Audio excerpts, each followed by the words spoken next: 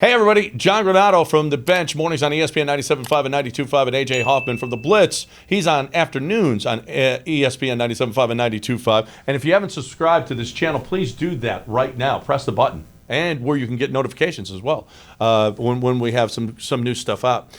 David Culley, but lost in everything today, AJ, is that David Culley was hired by the Houston Texans. Deshaun destroyed that with his news that he wants to be traded. So David Culley is here. I look at him as Bo Porter. He is a placeholder for this organization while it is going to be really, really crappy. And then when they start to get good players in there, his record is going to be so bad that they're going to have to trade him. He is the new Bo Porter. For those of you who don't know who Bo Porter was, he was the Astros manager that had to live through all the 100 lost seasons. And then A.J. Hinch was hired when they got good. I believe that's what's going to happen with David Culley. I don't disagree with you. I mean, it's hard for me to picture him having success, particularly if Deshaun Watson's not on this team. We already know outside of quarterback, the Texans are arguably the worst roster in the league.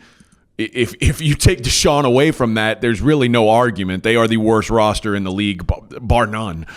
So I don't see a real route to him succeeding, at least in the next couple of years.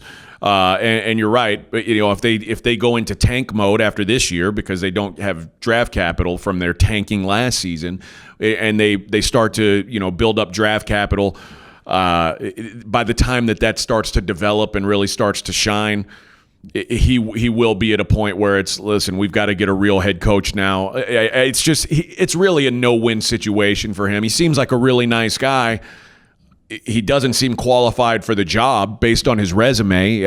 I mean, how often do we see 65-year-old first-time head coaches who have never called plays, guys who had never even been an offensive coordinator besides at UTEP in the 80s. I mean, this is a really an unprecedented type of hire.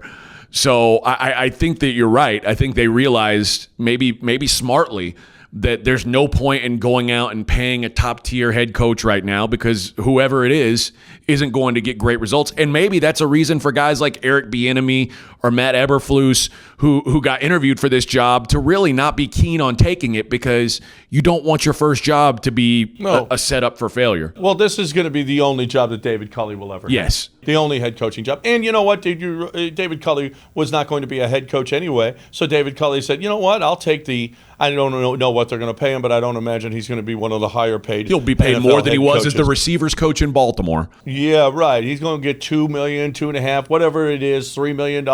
I'll take that for 2 or 3 years because I wasn't going to get that anyway. So let me get that, and I will have a losing record as an NFL head coach, and then I'll go back to being a wide receiver coach, or I'll retire. So the whole process has been just a disaster. Schefter said that Deshaun asked for a trade 2 weeks ago. We have no indication that is true. We don't know. What we do know is Deshaun was pissed after the Caserio hire, which was a Jack Easterby thing. Was Deshaun not in on the interview process because of Jack Easterby, or was Deshaun already not involved, and that's why he wanted to trade? I mean, this whole thing is a total nightmare and a dumpster fire. And it's all because of the owner, AJ. It's all because of one person, because he cannot lead people, and he has led us into this disaster. Well, he's just put all of his stock into the wrong portfolio. He bought into Jack Easterby as the most important guy in this organization. Had he, at the end of this season, removed Jack Easterby, we're in a completely different world right now, I believe.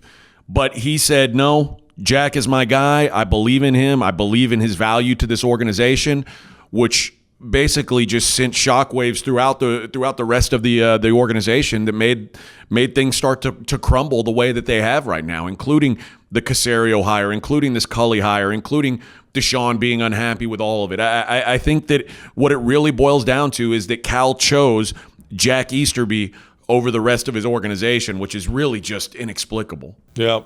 Well, Culley's from the Andy Reid tree, but unfortunately he's from that Alex Smith Reid tree, and not the Pat Mahomes Pat Mahomes tree.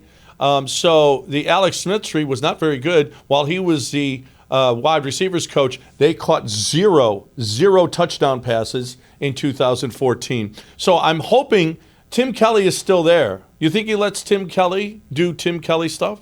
Almost certainly. I think that the reason why I think they kept Tim Kelly because they thought Deshaun wanted him, but Tim Kelly has more experience calling plays than David Culley does. So I imagine they keep him. I imagine they keep Romeo Crennel. Like you said, David Culley being sort of a Bo Porter.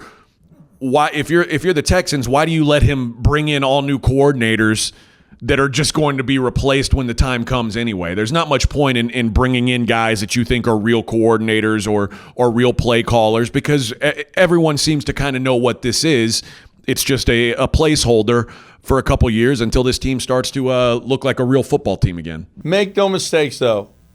David Culley is, by all accounts, we got some reports from behind the scenes, a wonderful man, a wonderful person, and it's exactly what the Texans needed after being the Stockholm. They had the Stockholm syndrome with Bill O'Brien, that they were beat up, and it was an organization walking on eggshells. And now maybe you have some nice people in that building, and it can be a nice place to work again, as opposed to what it has been. So I can't feel worse for a good person. Apparently, I can't judge David Culley because I don't know him, but apparently a good person having this job at the very least. Way to go, David Culley! Make that money and get out.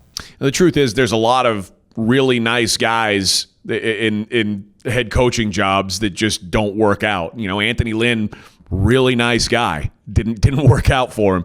That's just sort of the breaks. Marvin Lewis, a really nice guy by all accounts.